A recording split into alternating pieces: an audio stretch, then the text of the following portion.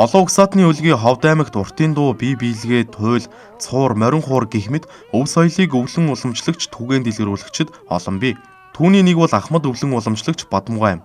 Өдгөө 76 настай Бадамгай Монголын үндэсний уламжлалт соёлын өв болох уртын дууг бага наснаасаа сонирхон суралцсан бөгөөд 2019 оноос хойш Ахмадын хороонд уртын дууны багшаар ажиллаж өн төлбөргүй сургалт явуулж байна.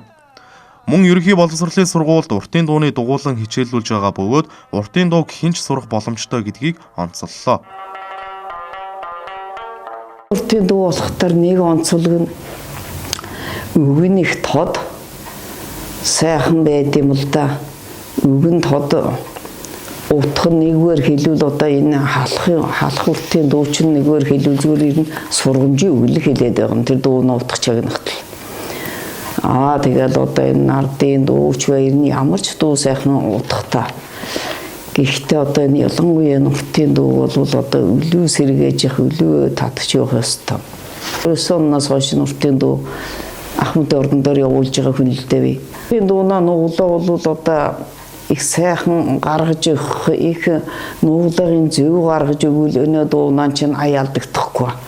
Дуунаа нуглаа дутуу гарвал өнөө дуунаа чинь аяалдагдаа явчихдаг. Уртын дуу дуулахтаар энэ тэнгэр газар одоо энэ бүх араат ангент мотор гомол ирнэ одоо ямар ч юм бэ цөмхөө холбоотой.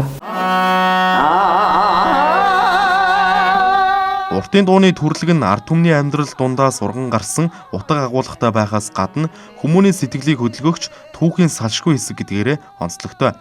Бадамгай өнгөрсөн хугацаанд өөрийн хүүхдүүд ач зээгээсээ гадна 500 гаруй хүнд согоон чихтэй шарга, цомбон туруутай хүрэн гэх мэт 30 орчим уртын дууг сэргээн дуулах арга зүй туршлагаасаа хуваалцжээ.